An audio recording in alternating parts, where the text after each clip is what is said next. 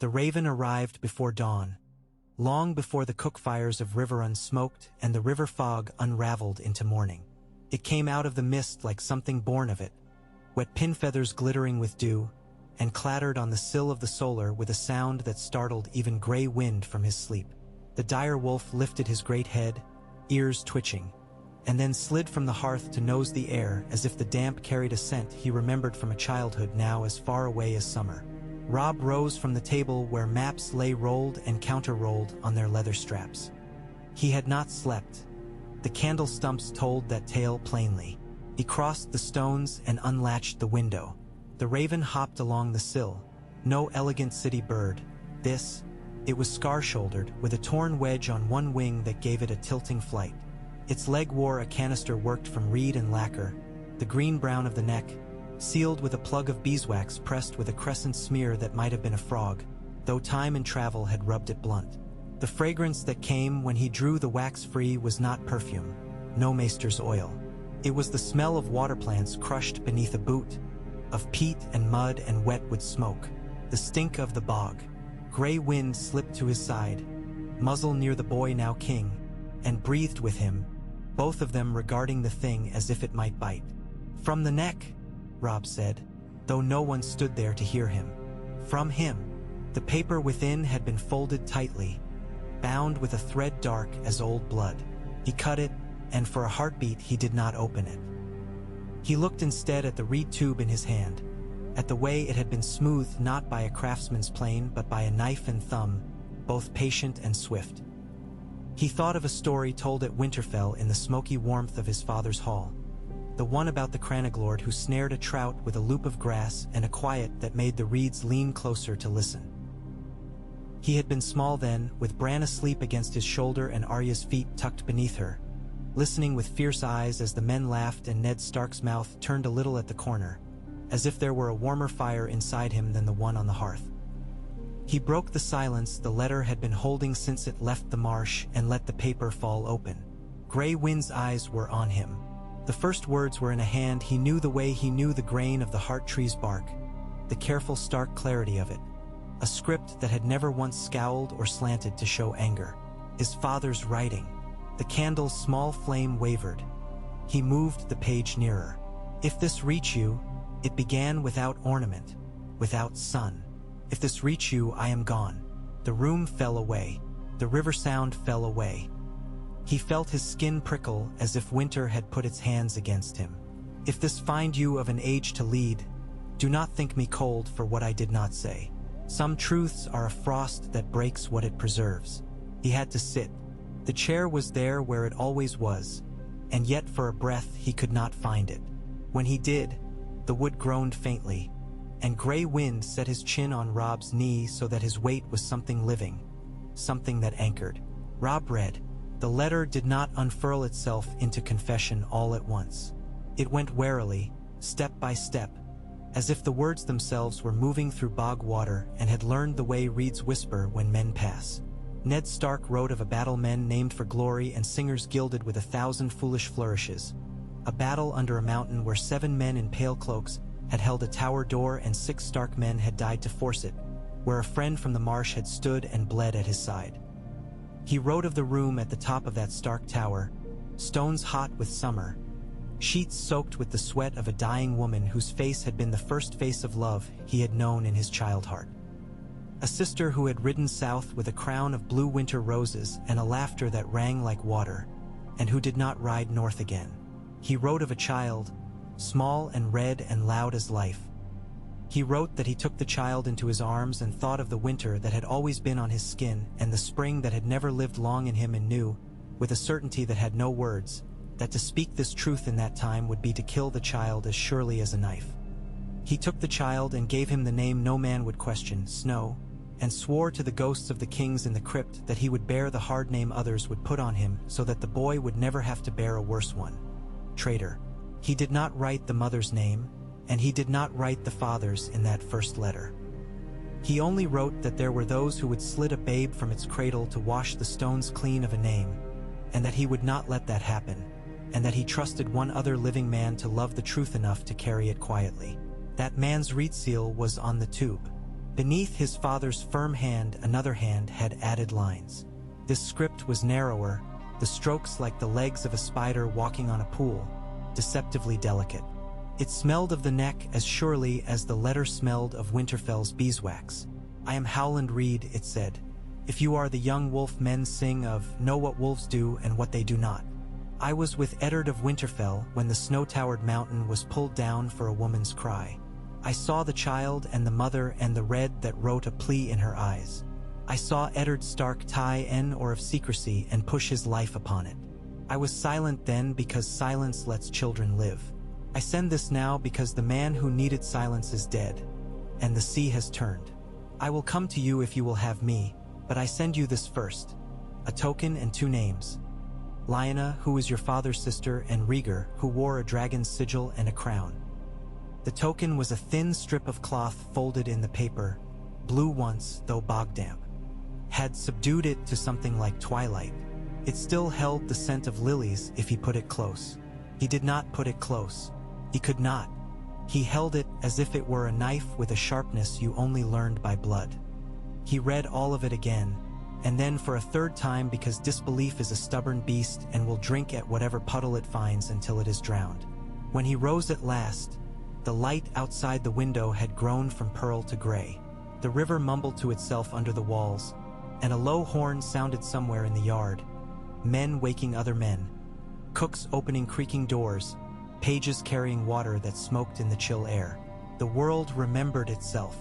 Robb did not speak. He wrapped the letters again as carefully as a man wraps a broken thing he means to carry until it can be mended, and he slid them into the reed tube and pressed the wax seal back enough to hold. He slipped it beneath his jerkin, the roughness of the reed against his skin like a reminder he could not shake awake from. Catelyn found him in the Godswood, not long after, just as the sun began to pull itself clear of the earth like something unwilling to be born. Riverrun's Godswood was smaller than Winterfell's, but the heart tree here had a face carved with the same long grief. The sap had dried black where it bled. He had set the reed tube on the grass beside him while he knelt, and he imagined that the tree saw it and knew the story in its fibers, the way trees know old winters. His mother's step on the path was familiar, light for a woman who had borne children and grief in equal measure. When she knelt beside him, she did not reach for the tube at once. She looked to the carved face and then to him, measuring. "You look as your father did when the war came under our door," she said softly. "Not in the eyes, in the jaw." He tried to smile and could not quite shape it. "When the war came under our door, I had a wooden sword and a notion that victory was a thing you could be handed if you held your chin high enough. Notions are harder to put down than swords." She saw the tube at last. The scent of the reeds rose to meet her. She touched the lacquer with 2 fingers and glanced at him. A question. "From the neck," he said. "From a man who fought with father at a place called the—" "Do not name it here," she said, with a sudden fervor that surprised them both. "Do not bring those ghosts into this grove. We have enough." He bowed his head. "He writes of my father, and of the promise that made him hard." "Promises make many men hard," Catelyn said. "They can make them unkind as well. If this speaks of his unkindness, leave it to smoke in the brazier and be done." "It speaks of a kindness," Robb said. He had always known that truth was a thing he might have to hand to his mother like a nettle. He set it between them carefully, as a daughter might set a bowl of broth in an ill man's reach. "It speaks of Jon." He felt her arm go still where it had been resting on the moss. The sound the river made seemed to get louder, as if a wall had moved. "I am not savage," she said after a moment, "but you cannot ask me to bless bastardy at a heart tree. You cannot." "He may not be what he is called," Robb said and told her. He told her as gently as he could of Lyanna and a prince and a room where the windows let in too much heat and too much grief. He told her of a child taken and named Snow for the good of his life. He did not speak the word that had shown itself to him as he read, the word that had a crown's weight on it. Not yet. Catelyn listened, her hands laced white as bone. When he finished, she drew breath once and let it out slowly, as if learning how to breathe again. "Lies, she said, not with rancor but with an exhausted hope that could not hold itself up. The neck is full of mist and men who make it into stories to live on. Father wrote most of it with his own hand, Robb said. The man from the marsh wrote only names that were already there in my father's words like stones under water. He cleared the water. That is all. You are king in the north, she said in that same quiet voice, perhaps to remind him of a steadier ground. Your duty is to men who wear your bannerman's sigils, to the rivers that keep us and the snows that feed us. What is south of the neck is trouble and fire. Your father went chasing what lay south of the neck and did not come back. Don't you go south in your heart. He looked at the carving's mouth until it seemed to quiver and speak without sound. If John is not what we thought, he said. If he is, she closed her eyes. Do not name it. Born of a marriage under a heart tree or a sept, whatever it was. He finished because the naming changed the shape of decisions and he was learning, too abruptly, that kings do not get to leave things unnamed just because names are knives. If he carries dragon blood, and not only through a mother's song but through a man's crown. You want to set a dragon over the north? She said, opening her eyes so sharply, he could see again the young woman who had watched a tourney in Riverrun's yard and chosen the wrong brother with her gaze. You will take the men who died for you and hand their sons to a stranger called by a southern name? He's not a stranger, Robb said, and heard absurdly. The boy in his own voice that had once begged for one more hour of play in the yard. He is John. He taught Bran to shoot because I was too proud to be gentle enough. He let Arya beat him with sticks until she laughed so hard she couldn't lift the stick again. He sat with Rickon when he woke sobbing and spoke to him of wolves until sleep found him. He stood apart when we feasted so that I would not feel the space at my side where a brother should be. I did not even see it at the time. I see it now. He's a bastard because father asked him to be. And he took the black, Catelyn said, each word with a weight that made the moss feel like iron. He said the words and took them into him. Those vows are not a cloak you shrug off because a better one is offered. He belongs to the wall, not to you. He belongs to no one, Robb said. He belongs to himself if men will let him.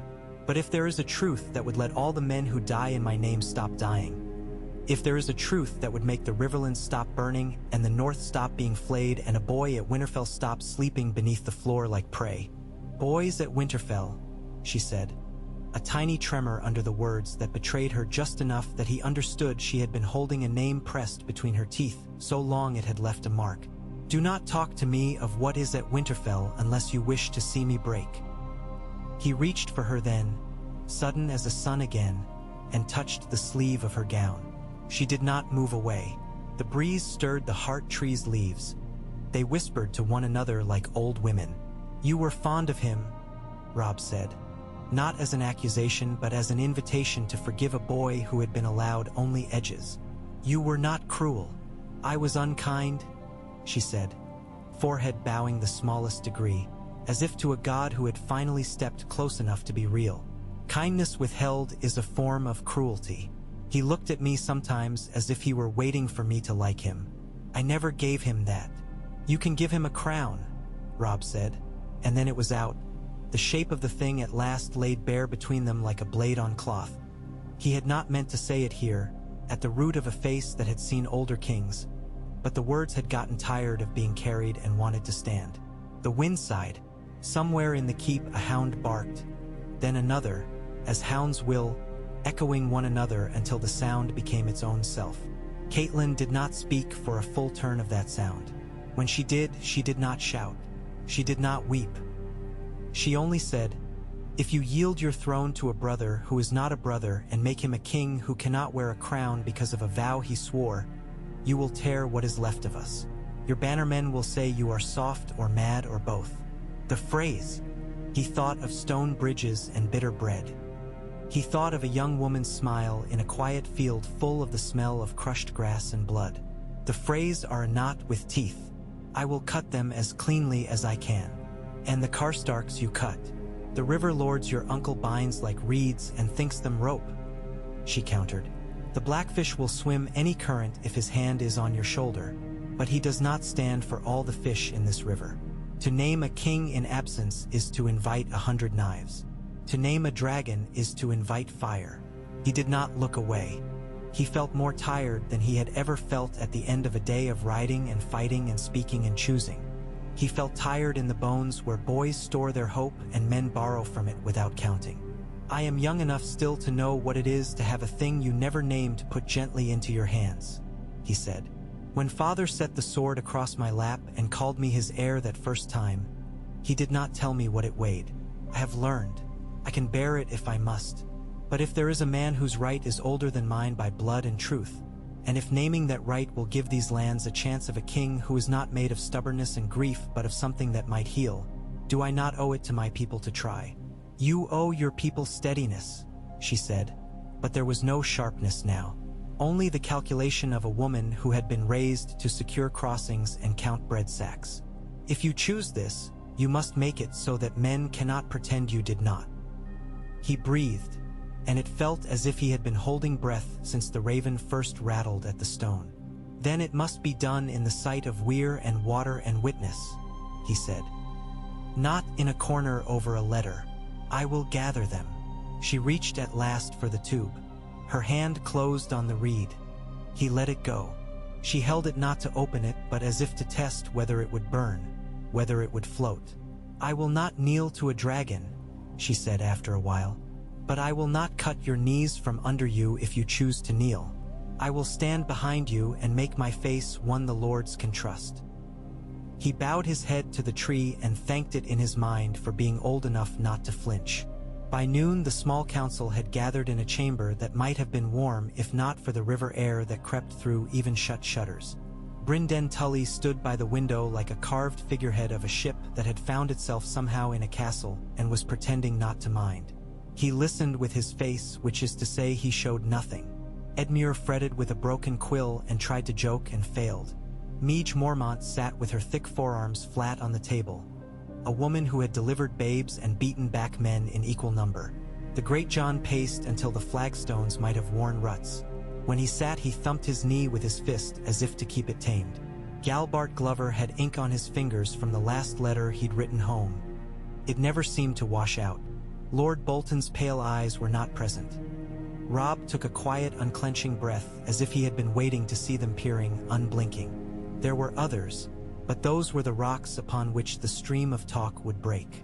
Robb did not speak first. He set the reed tube before them, an ugly little thing that looked like it belonged in a brook, not at the center of a war. He let the men look at it and then at him. When he told them the heart of it, he did not gild it. He did not add flourishes of history he did not possess, nor claims beyond the letters. He gave them the names and the place and the choice, and when he closed his mouth the room made small sounds. The creak of a chair, a throat cleared, the old stones settling. Only after those subsided did Brynden speak. I loved my sister, he said. I loved her for her wit and because she could be devout with one hand and wicked with the other and make you love both. I tell you this so that when I say, be careful of story, you will know I am not a man who sneers at love or ghosts. There was a prince once named Dragon who loved a girl in blue. That is the song. In truth, there was a man who fathered children and a girl who died of it. If a child from that room lives and breathes, and we all know he does, what does your naming do? Does it give him a crown? Or does it give our enemies a laugh and a pretext? It gives him what the truth gives, Midge Mormont said. A shape that men can set their feet to. Northmen love a man who is what he is. We loved your father for it. We love you less for how your mother's blood taught you courtesy. No offense, lady, and more for how your fathers taught you to swing a sword. If the boy on the wall is a prince, he will still be a boy on the wall. But he will be a boy to whom men can send ravens and ask for something more than a night's watch. Boy, Great John growled. The cub that ran with you when you were both pups? He's no boy. He's a wolf with a chill in him. I like him well enough, though he looks at you as if he knows something you don't, and that pricks a man. But he took the black. The black takes a man whole. You do not cut him in half and hand the top to a chair with too many names. It is not a chair, Galbart said quietly. It is bread and roofs and children not dying of knives in their beds. It is the carrying on of what we have been building from clay that keeps slipping between our fingers. If there is a way that ties us to something older and stronger than our own dear foolishness, we owe it to the dead to try. Edmure, who resented this war more than he let on and resented being brave even more than that because it cost, finally put the quill down as if its broken tip had come to a decision. If we bend our knees to a dragon, what does it make of the Riverlands? We have burned for both wolves and lions. We would burn again for a dragon. It may be that we would burn better. That is what you are asking us to decide in a room when such matters are usually decided in a field with hundreds watching. What I will not have, Robb said then, letting the king fill him the way a river fills its banks, is more deciding like a man who thinks tomorrow is time enough to be serious. I have made poor reckonings. I have cost men their sons with my mistakes. When I name a thing now, I mean to stand by it even when it shames me to its nails. He looked to the Cranach thing. This is what I have. A letter from the dead. A letter from a swamp. A ribbon blue as the sky that was carried through places where the sky is seldom seen. And a knowledge that if I keep this under my tongue as my father did, I am no better than the lie that sent him to his grave. There was silence long enough that a fly found the edge of the table and walked along it as if parading. It seemed obscene, a small, living thing at ease on the wood among talk of kings and oaths. The great John killed it with a thumb and left a smear, as if to remind the room what kind of weight the world truly understood.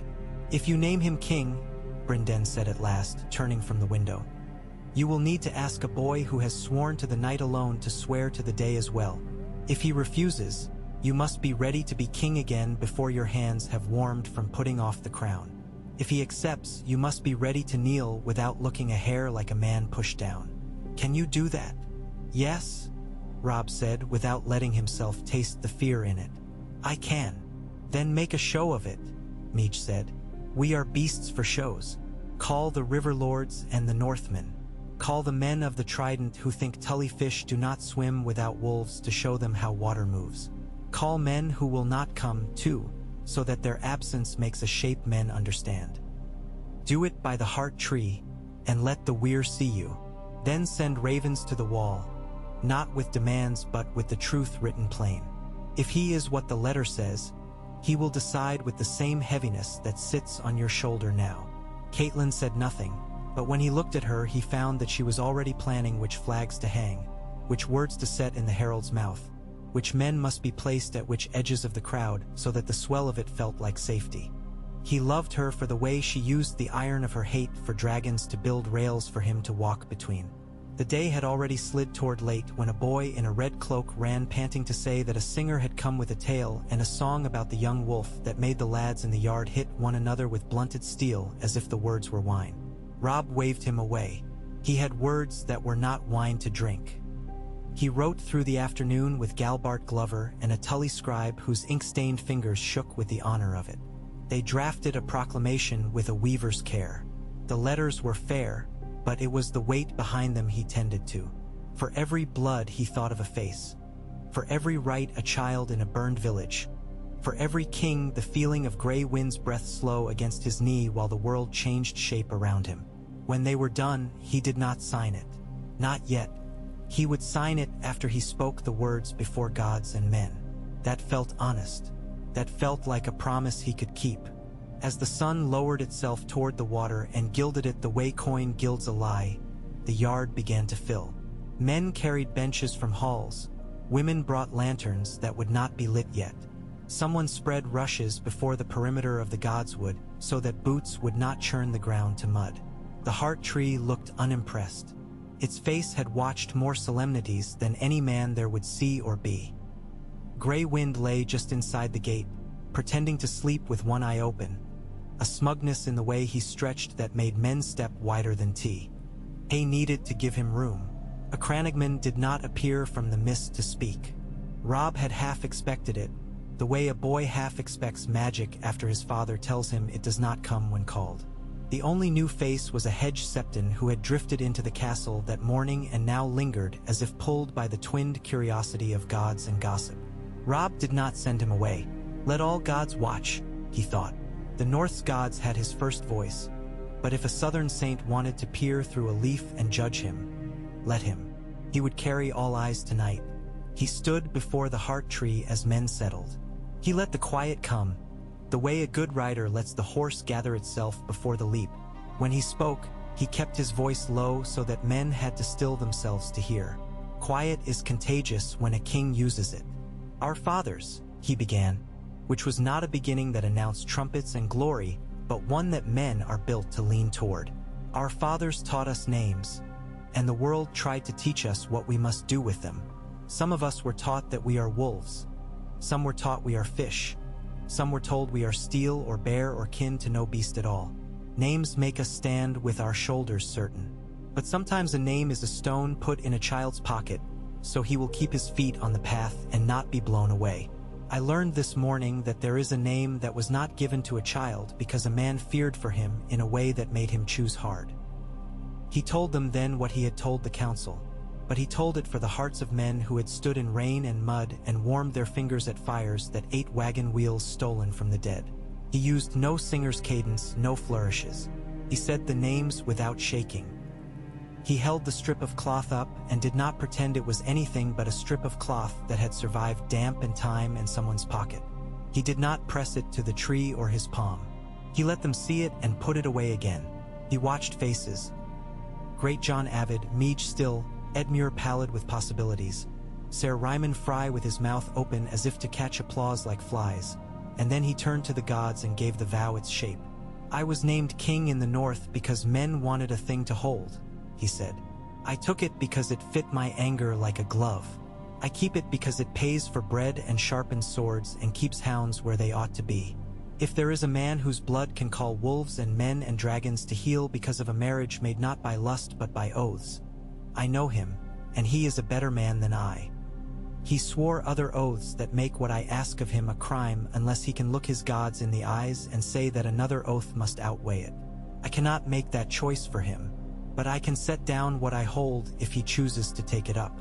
I can ask you to let me make of my pride a stepping stone. I can ask you to call him king if he accepts, and to call me faithful if he refuses.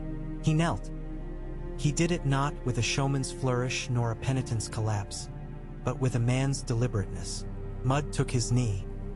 He set his hands on his thighs and bowed his head just enough that the leaves' whisper might be a blessing or only wind. Around him, something shifted. There is always a moment when a crowd becomes a creature, when it stops being a bag of separate hungers and becomes one hunger with many mouths.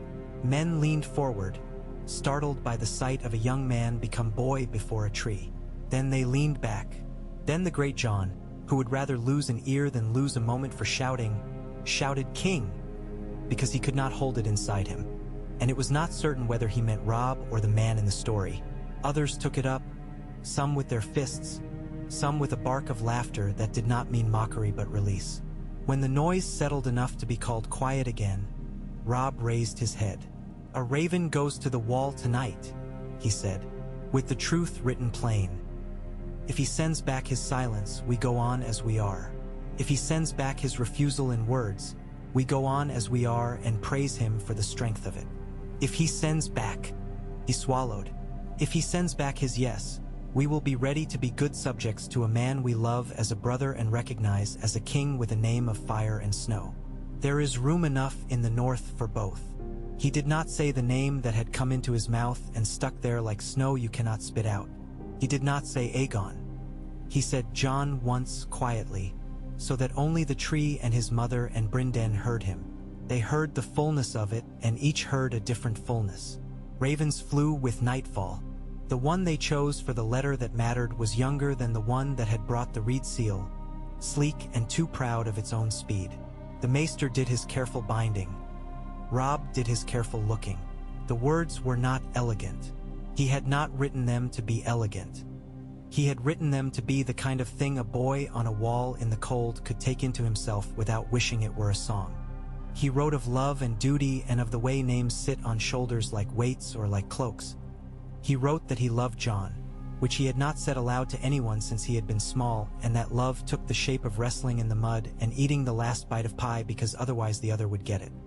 He wrote that he would set down his crown if John asked him to, and that if John could not ask, he would keep it and do his best and know himself less. He wrote that all gods were watching them both, and he meant it. The raven lifted in a rush that stirred even gray wind to wag his tail. It dipped and rose and was gone into the dark that smelled of wet stone and horse. Far to the north, the night was a different thing. It was not soft with river damp, but brittle with cold that could break bone if you were careless with your body.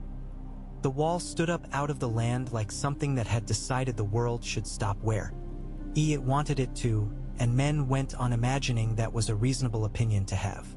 On its top, a boy, and not really a boy, not any longer, walked with a lantern that creaked slightly as the wind poked it.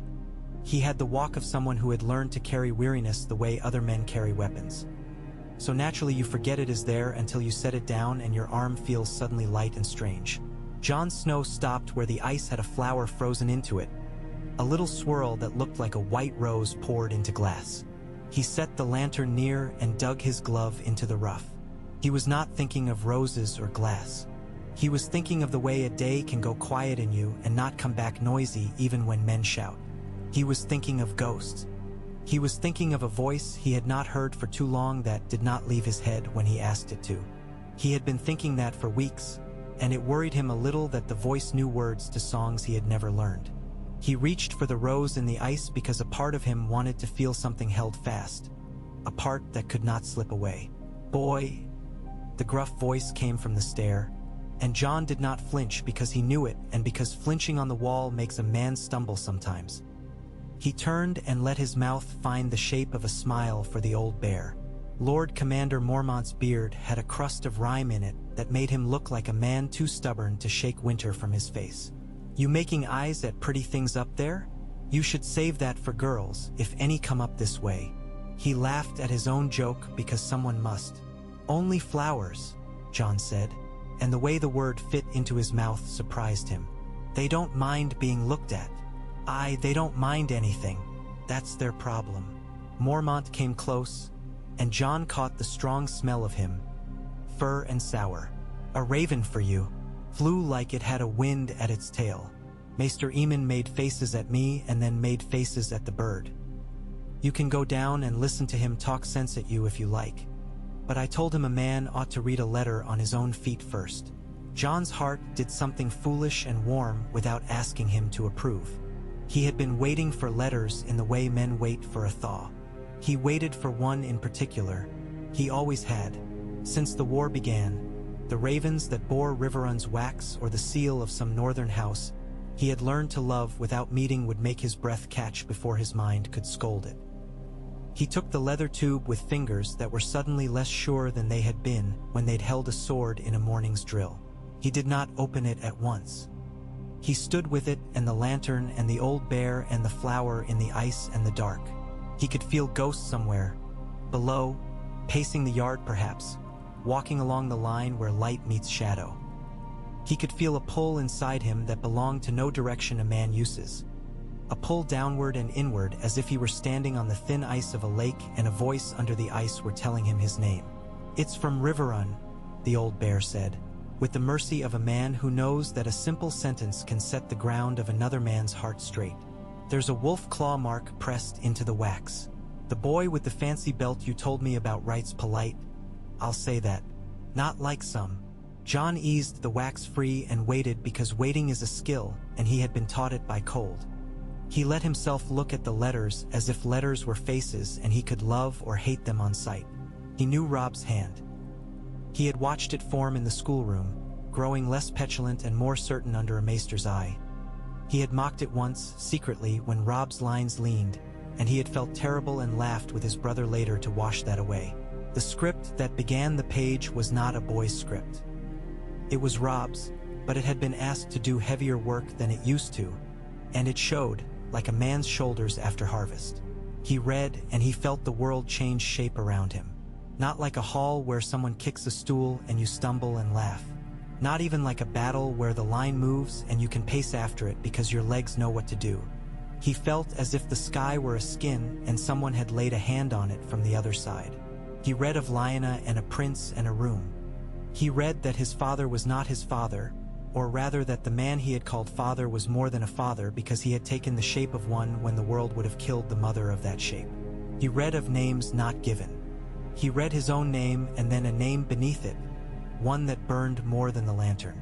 The cold put a hand on his neck the way a friend does when he wants to check if your pulse is steady. He thought of nothing at all for a time.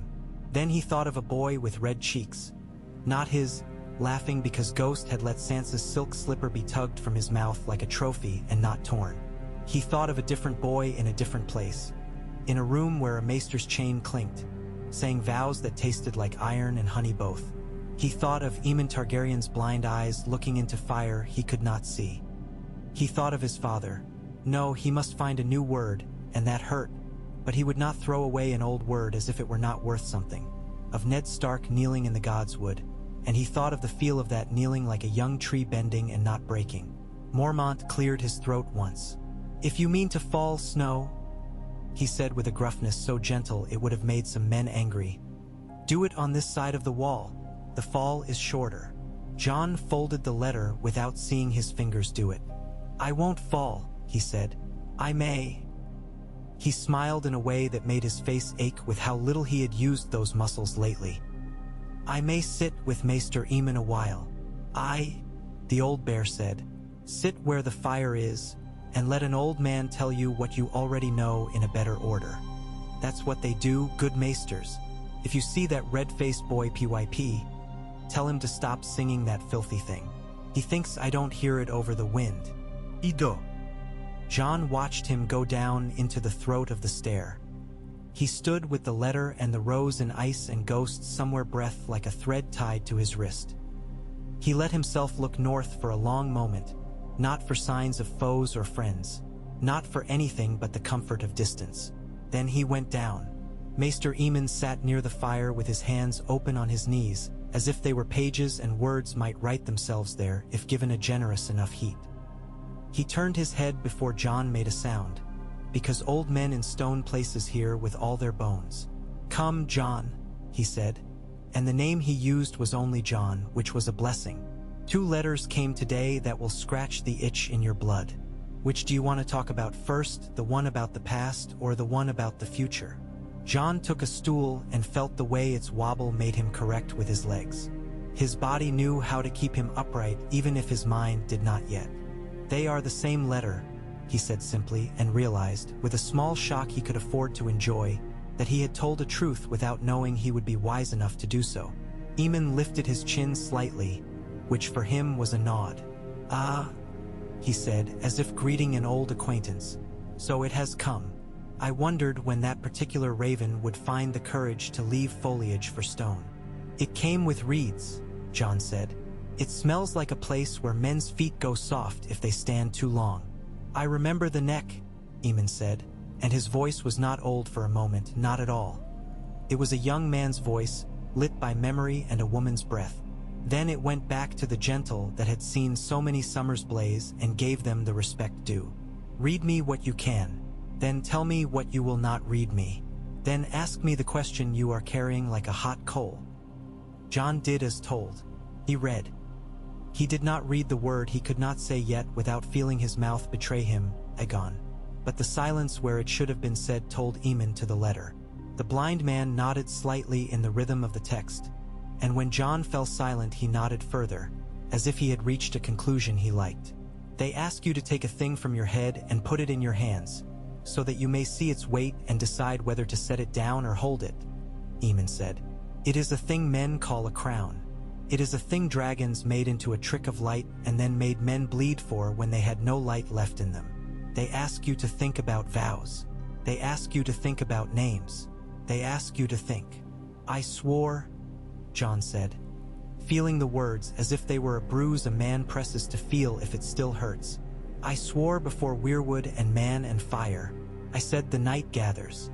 I said my life and honor are to the night's watch." "You did," Aemon agreed. "And if you mean to cut that from yourself, you must bleed. There is no way to take a vow from a man cleanly without blood. Some say there is no way at all. But you must also consider this. If you are what your letter says, then you are a vow made by other men before you drew breath. A vow to keep a bloodline and a claim safe. A vow paid for with silence. Which vow holds the older truth? Which vow saves more lives? Which vow asks more of you in a way that is not flattery but hunger? Jon closed his eyes. If I lift a crown, I put down a sword at a gate that must have someone at it. I am old, Eamon said with the smile of someone who has had much of his life stolen and given back to him as wisdom. I feel the world tilt.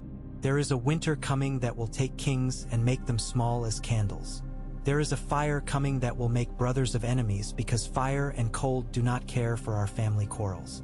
You have in you a name that could set those quarrels into a new shape. You also have in you the habit of standing where you are set. Both are noble. One will be required. Jon thought of Robb kneeling because he could see it as if he had been there, the way you can sometimes see a thing because your life and another man's life are strings that have been wound around the same spool. He thought of his father's mouth when it did not smile and the way its corners were not unkind even then. He thought of Ghost, who had come to him white as a blank page and had let him write a life there. What would you do? He heard himself ask, and he hated the question as soon as he had asked it because it was childish and because Eamon had already gone blind seeing other men make worse and better decisions than he ever could. I was a prince once, Eamon said, and there was laughter in it that had no bitterness. It was decided for me that I would not be a king. It did not break me. It made me into something that could be useful to men in the dark. If the deciding had been offered to me, I do not know what I would have done. I suspect I would have put on the crown because I was foolish and young. I hope I would have taken it off because I was brave and old.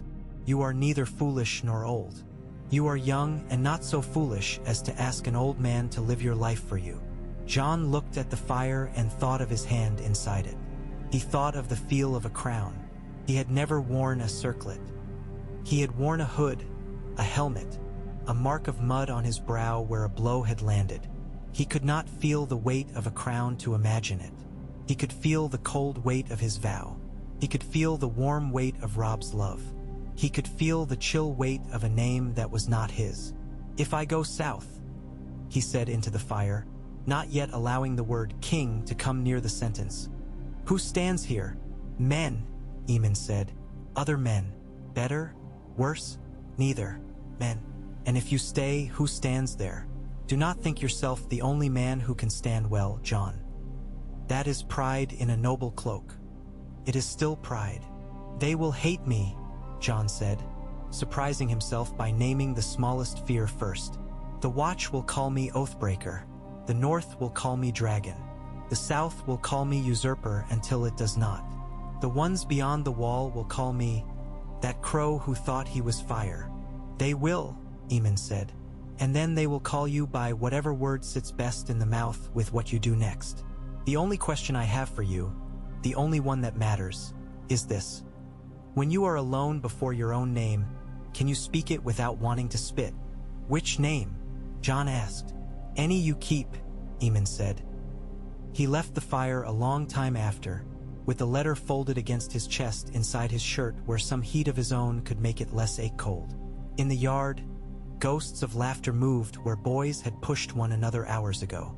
Ghost himself came out of a shadow like the last of it, growing a body, and pressed his head against Jon's thigh hard enough to make him step. Jon put his fingers into the wolf's ruff and knew again the strange comfort of being understood by an animal who does not require you to argue your case. He looked up at the wall and thought of south as a direction, not as a judgment.